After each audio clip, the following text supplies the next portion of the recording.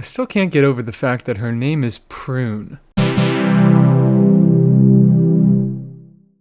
Hello, and welcome to what I initially thought was going to be a Nicole video, but as it turns out, I don't have that much to say about Nicole. On her own, she's a pretty uninteresting unit to talk about. She pretty much does exactly what you'd expect, nothing more, nothing less. So instead of trying to stretch 20 minutes of content out of talking about Nicole, I've instead decided to make this video about Prune. Now, don't worry, we actually do get to talk a decent amount about Nicole, as she is a good option for a Prune teammate, and they share a lot of the same fundamental designs. But of the two, Prune is easily the far more engaging to talk and think about. Starting out with their kits, we can kind of talk about both of them in tandem because they do very similar things. They are both catalyst wielders who give full party buffs based on their attack stats. Nicole shares a portion of her attack with the entire party, and Prune converts her attack into damage bonus for the entire party, albeit with some harder conditions to meet. Nicole's buff is very, very simple to activate. Simply press E, you create a shield, and there you go. You got a full party attack buff. The scaling of this buff works pretty much exactly like Eon-san's buff. It is based on her entire attack stat, and it has a cap that goes up with each talent level. At talent level 10, it maxes out at 600 attack at a conversion rate of 15%, meaning that to hit the maximum buff, Nicole needs 4,000 attack, which, oh wow, pretty impressive that she has almost exactly that. I promise I didn't plan this ahead of time, that's just how it worked out. It also doesn't have any of the complicated moving things like in Eon-san's burst. This is simply a flat conversion for the entire duration of the effect, which lasts 20 seconds. Nicole will grant the entire team 15% of her attack up to a max of 600. There is a little bit more nuance in the fact that she can give a larger buff to your on-fielder. 3 seconds after a character swaps on field, they will get this special little pulse effect indicating that their buff has been upgraded, and they get an additional 300 flat attack. This additional buff isn't based on Nicole's stats. This is a 300 attack buff every single time, no matter what. Additionally, if a Hex character is on-fielded, they activate the buff immediately instead of having to wait the 3 seconds. That's pretty much it. That's all you need to know. Her burst is really the only semi-complicated thing in the kit, and even so, it's not very difficult to understand. After casting her burst, she gets up to 4 instances of a coordinated attack called an arcane projection, and this arcane projection's damage scales off the stats of the on-fielder. It uses their attack, it uses their crit stats, it uses their damage bonus, it even deals damage of their element. It's not always pyro, but it doesn't apply any element, so you can't react this damage and do anything interesting with it that way. You kind of sort of can conceptualize it like physical damage. It's not. It is elemental. It is affected by elemental resistance and damage bonuses, but because it can't react, you mostly can conceptualize it like being physical damage. And the only real nuance about it is that its numbers are so low that it's not even worth the cast time unless you are using a Hexarai on-fielder. Because if we go and check her Hexarai passive, Hexarai characters triggering arcane projections get an additional 300% of Nicole's attack on top of their initial scaling. Hexarai characters' arcane projections get an additional 300% of Nicole's attack on top of the initial damage of their projection. Because Nicole builds so much attack, this buff adds a very significant base scaling onto the projection damage, but this 300% of her attack still gets to scale off of the crit and damage bonus stats of your on-fielder. So yeah, it's a pretty uninteractive burst that just adds damage onto the team without doing any reactions, without applying any element, and it's not even worth casting unless you're using a Hexarai on-fielder. I should also note that it's worth casting in teams where you have a lot of downtime and there isn't anything better to be doing with the field time anyways. It's only a DPS loss if you have a character that can go on field and deal more damage than Nicole's burst would with the same time. You may be hearing me say all this about the character and think I have a negative opinion of her, but I'm actually kind of a fan of this design. While she is incredibly easy to pilot and build and her buffs don't have that much nuance to them, I think that that's fine for our first unit who gives a substantial full party attack buff. I think it's okay that they're a little bit simplistic. Additionally, more complexity by today's standards might just mean more restrictions, and I'm happy that Nicole is a very unrestricted restrictive character. And while I do wish her burst was a little bit more interactive, if you know me, you know I love skipping 5-star burst animations, and Nicole is the first unit in a good amount of time where that actually is optimal in a good amount of scenarios. So whatever, she's not the most interesting unit ever, but I think she deserves to be a little bit boring. She's inhabiting a pretty unoccupied design space, and I think she does enough to shake up team building that it's fine that she's not the most interactive. Sometimes it's nice to have a unit where you can skill and swap off, and now you have a full uptime, full party attack buff, and a full uptime shield. Alright, Nicole section over. It's time to Prune. As I mentioned, Prune fills a pretty similar role to Nicole, but she does it in a far more interesting way. First up, she is an animo unit. I think inherently that gives way to a lot more interesting designs and use cases. Second, I think she's got some interesting conditions that need to be met if she wants to grant a particularly large buff. And third, she's got a decent bit of personal damage on her own. Nothing crazy, but enough to where you shouldn't completely ignore it. So let's talk about Prune's kit. Normals we'll get into. I mean, she's an off-fielder, so you shouldn't really be leveling these, but there is a reason I leveled mine. Her skill pretty much just generates energy. She just bonks you with a hammer, generates a fresh 4 to 5 particles, which is pretty substantial, especially with that sort of chunky 70 cost burst. But if she triggers a swirl with that initial hit, she can then press E again to do a follow-up instance of converted damage. That follow-up hit is pretty slow and doesn't generate any additional particles, so it's very rarely worth doing. But if you're trying to make Prune deal more damage, it doesn't have a bad multiplier attached to it. And finally, her burst. Her burst actually doesn't do very much by default. It's mostly her ascension passive that flesh out its role. At a baseline, she just creates a little bell that follows you around and deals a periodic instance of animo damage.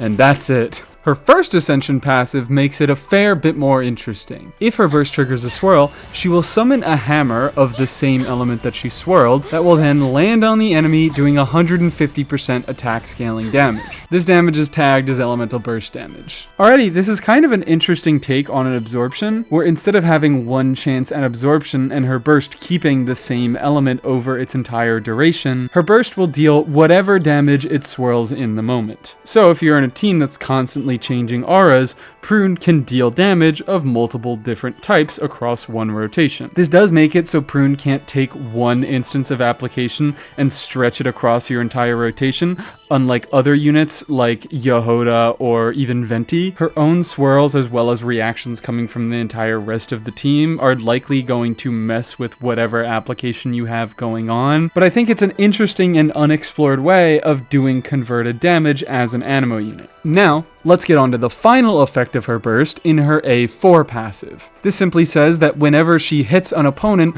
with one of these converted hammers, either through her skill or her burst, she'll grant a full party damage bonus buff for every point of attack she has above 2,000. This buff maxes out at 4,000 attack, and Prune will give a maximum of 50% damage bonus. Although notably, this is every other party member. Prune does not get this damage bonus buff herself. This buff only lasts 5 seconds, so while you can activate it through using her skill, the obvious intended purpose is to do it through her burst. So there you have it. Prune uses her burst to trigger some swirls and deal some damage with her converted hammers, and when those hammers hit, she gives a full party damage bonus buff based on her attack. So basically, you build a bunch of ER to get Prune bursting consistently every rotation, you build a bunch of attack to get this buff up to the maximum value or as high as you can get it, you get her triggering some swirls, and then if you have some additional space to throw some crit stats on her, you can throw some crit stats on her. Because while her burst numbers definitely aren't the biggest, at talent level 9 she's dealing 120% of her attack off field, and the converted hammer of course does 150% of her attack. She does build a lot more attack than other characters, and in a fair amount of other teams that you end up playing her in, she can end up catching a few decent buffs. So there's the basic idea of Prune. You build enough ER to get her bursting every rotation, and then you build a bunch of attack to get this buff as high as possible. Her Hexorei buff even plays into this a little bit more. After a Hexorei character in the party affected by the Tolling Rally effect triggers an elemental reaction on an opponent, Prune's attack is increased by 60% for 5 seconds. Given that she gives a buff based on her own attack, this doesn't just result in more talent damage from Prune, but it results in roughly 10% damage bonus to the entire team, although that number can vary based on the base attack of the weapon you have equipped on Prune. Additionally, if that reaction was a swirl, then the trigger will get an additional 30% attack, so just an additional little buff that she can give. This Hexorei passive is actually pretty important to her playstyle and is part of what makes her kind of a limited unit. At least for the second part, there's really only 3 units in the game who can make use of it, because you first have to be a Hexorei character, and second have to be able to trigger a swirl. There are ways of getting non-animo units to trigger a swirl. Infusers like Bennett and Candace can do so, but given they are not Hexorei units, they don't meet the first condition of the passive, so you can't give the buff to them. That means that this buff can exclusively affect Hexorei animo units. Your options being Varka, who is the obvious intended solution, Venti, and if you're feeling really crazy, Sucrose. But honestly, even though the second part of her Hexorei passive is heavily limited, only 3 units in the game can make use of it, her being a Hexorei unit, an Animo unit, a Catalyst unit, and a full party damage bonus buffer, honestly kind of give her enough to do regardless. Additionally, she has some more interesting effects in her constellations. Unfortunately, I do have to say, Prune really wants C1 and preferably also C2 to become a particularly interesting unit. Like I said, all she wants is enough ER to burst every rotation and then a bunch of attack to stack her buff as high as it can go. And would you believe it? C1 gives energy, C2 gives attack. C1 gives her 2 energy every time one of her converted hammers hits. By default, her burst lasts 12 seconds and it hits every other second for a total of 6 hits. From this constellation, that means you're getting 12 energy, reducing her 70 cost to a 58 cost, which is pretty significant. And because it's tied to her Bane hammer hits, you actually can get this energy refund from her skill as well as her burst. Hitting with my hammer, you can see right before I collect my particles, I do get a flat amount of energy, but given the effect has a 1.8 second cooldown, if you use it and then use her burst immediately after, the cooldown will still be in effect, and the first hammer hit of her burst just won't give you any energy, so you can't use this to gain more energy. You can only really use it to front load a tiny bit using her skill if you're just short of getting her burst. This additional bit of energy drops her energy requirements a bit and lets you build more attack in place of that energy recharge, giving her by extension a larger buff. Her C2 doesn't play around and just gives her the attack straight up to 50%. 10% of the baseline, you get 5% every time her burst does animo damage or every time a converted hammer hits an opponent. Again, just like C1, because the second hit of her skill counts as a converted hammer hit, you can use that second hit to help stack up your attack buffs faster, but it's just an additional 5% attack for a pretty long animation. I would still say, for buffing purposes, it's not worth it to do the second hit of her skill. C3 is burst levels, C5 is skill levels, C3 actually does matter a little bit,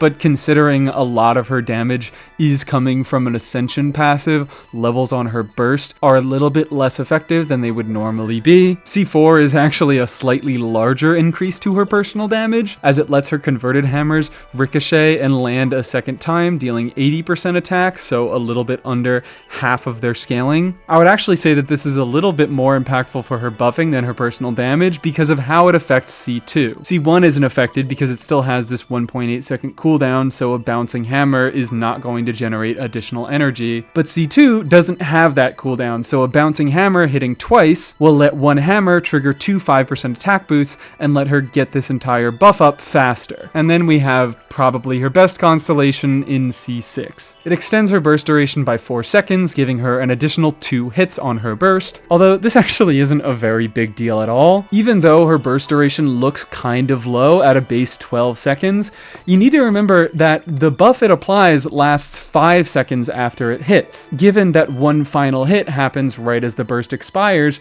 you get an additional 5 seconds after that final hit that is still buffed. So really, her buffs buffs last around 17 seconds instead of 12. Going from 17 seconds to 21 seconds of buffs is a much smaller deal than going from 12 seconds to 16 seconds. The much more impactful effect is the secondary one. She gives a 350 flat attack buff to herself and the on-fielder. Now, I'm not 100% certain about this, I don't have C6 Prune to test it, but I'm pretty sure that this flat attack buff isn't considered when calculating the buff off of her A4. No flat attack buffs at all actually count for this. Not Bennett's buff, not Nicole's buff, not Iansan's buff. So I would imagine that C6 being another source of flat attack would not count towards this buff and would only affect Prune's personal damage, but additionally, she also buffs the attack of your on-fielder, which is a lot more important. This again is on a 5-second duration, so that 4-second extension doesn't really matter all that much. Although her C6, of course, makes her a much better generic buffer. Given that this attack buff doesn't have any sort of build requirements, and the only thing that her hex buffs do is increase her own attack to make her damage bonus buff larger, this 350 flat attack buff is pretty unrestrictive. She doesn't need a second hex unit to get it, she doesn't need any sort of special reactions or team conditions to get it, she just gives it to your on-fielder as long as she is swirling another element. Weapons and artifacts, I'm going to keep it simple and keep it sweet. Both Prune and Nicole kind of want exactly the same things. They like high base attack weapons, and they also like weapons that give some energy recharge. Given that they both give significant buffs based on their entire attack stat, they want high base attack weapons so they can increase the buffs given to the entire team. Prune's burst is much more important, it is where her entire kit is contained, whereas Nicole has some teams where she doesn't burst at all. So Nicole's artifacts are pretty much always going to be triple attack. Ignore the 4-star piece. I haven't been in the new domain long enough to get an attack percent circlet, whereas Prune's artifact needs change based on her weapon. If she's running a weapon that gives her energy, she's pretty free to run full attack percent stats. But if you're running a weapon that is only meant to max out her attack, like Skyward Atlas or Flowing Purity, then you are going to want to replace your sands with an energy recharge one. With C2, I've been able to meet her energy needs at around 180% depending on the team. I always like to keep a little bit extra for comfort. In any case, I'd say you'd want to be aiming from around the 180 to 200 energy recharge mark. So like on this build, I can probably sacrifice a little bit of energy recharge to build more attack. So I can trade out this flower for one that gives me a lot more attack and even some crit stats, and we're looking a little bit better here. As for their artifact sets, Nicole pretty much permanently will be using Celestial Gift. It's Witch Scroll. I talked about it a lot in my last 2 videos.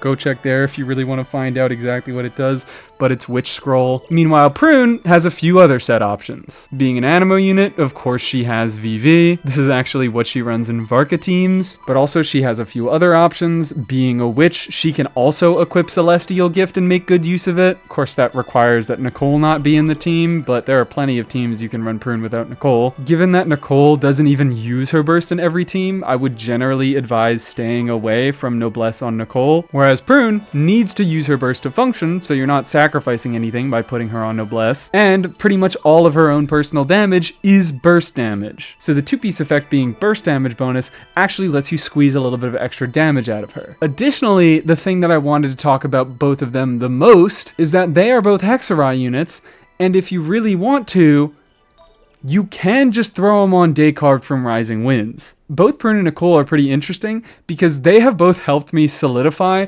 my decision to skip Lohen. Lohen is a unit who does a little bit of damage on field, tracks the amount of damage being dealt by your off-fielders, and deals more damage based on that, while also having a few small buffs towards your off-fielders. He's pretty much a dedicated driver unit, and he's kind of interesting in the way that he makes you edit your teams and make your off-fielders deal more damage, so he can build up a resource to let himself deal more damage. I had some interest in him because of that, but I still wasn't fully planning on getting him, but after Prune and Nicole, I don't see a reason to get him at all, because I think Prune and Nicole fill the exact same role as him in a much more interesting way. Given that they are both Hexarai units and they are both Catalyst units, they get access to a pretty decent damaging set, along with perma-infused normal attacks. Additionally, for both Nicole and Prune, the stat that they use to buff other units and the stat that they deal damage with is exactly the same stat. It's attack. And what stat does the Hexarai set give? but a bunch of additional attack. These are 2 units that you can build to buff your entire team, while simultaneously building them to deal a reasonable amount of damage on field. Their multipliers aren't even the worst thing ever. They're certainly not great, but considering what they're doing for the rest of their teams, Prune being able to spam an alright multiplier while also having some burst damage periodically going off. Meanwhile, Nicole has a little bit lower multipliers, but of course she's Pyro. You can scale up her multipliers a lot by reacting it. That's kind of most of what I've had to say about both Nicole and Prune. Now that I've gotten a lot of my initial thoughts out of the way, let's talk about a few teams. Not a crazy amount. I want to save some content for potential 101s. I guess since I was mentioning it, it's good to start off with one of their on-field teams. I personally have been enjoying Prune on-field a lot more, but we can try out some Nicole on-field stuff in a little bit. Although we can also use this team to talk about Prune's Hexarai passive, because it specifically needs another Hexarai unit in the party triggering a reaction. It actually can be a little bit of a headache to get, because even in a team like this with 3 Hexarai characters, the only character triggering reactions is Prune herself triggering swirls, and because she doesn't count towards that passive, you don't get any reactions and you don't get a 60% attack buff on Prune, which on this team is not only counting towards her damage bonus buff, but it's counting towards her own personal damage. So for this slot, we're limited to either Hexarai units that can trigger a reaction, or other units that can make these Hexarai units trigger reactions. Fischl is certainly not a bad choice. She gives you an additional percentage attack buff, up to 45% with C6, and that 45% attack, just like Prune's passive, not only count towards her personal damage, but the entire party's buff. So if you're somehow not maxing out Prune's damage bonus buff, then Fischl can help you reach that mark. It's kind of funny because even when you're on-fielding one of them, you tend to run Prune and Nicole together because they're both full party buffers. When you're making a team around on-fielding one, generally the other one will also be a pretty good slot. Like on-field Prune teams will run Durin because Durin can provide an Animo Res Shred. He provides a second Hex unit for any potential set or additional buffs. And of course he provides additional damage of his own that Prune is there to buff. So if you're running Prune to buff Durin, might as well also run Nicole to buff Durin. Personally, I've been a big fan of Albedo in the slot. Albedo is kind of a nice slot in Prune teams for this reason. He gets easy reaction triggers and he doesn't mess with your auras all that much, while also dealing damage of his own and giving a further 42% attack buff to Prune through his own Hex passive. His buff is also full party, so it's affecting Durin here as well. Venti is another option that puts a little bit more damage into Prune herself. He does a little bit less personal damage than Albedo does, but of course he has this buff in his kit.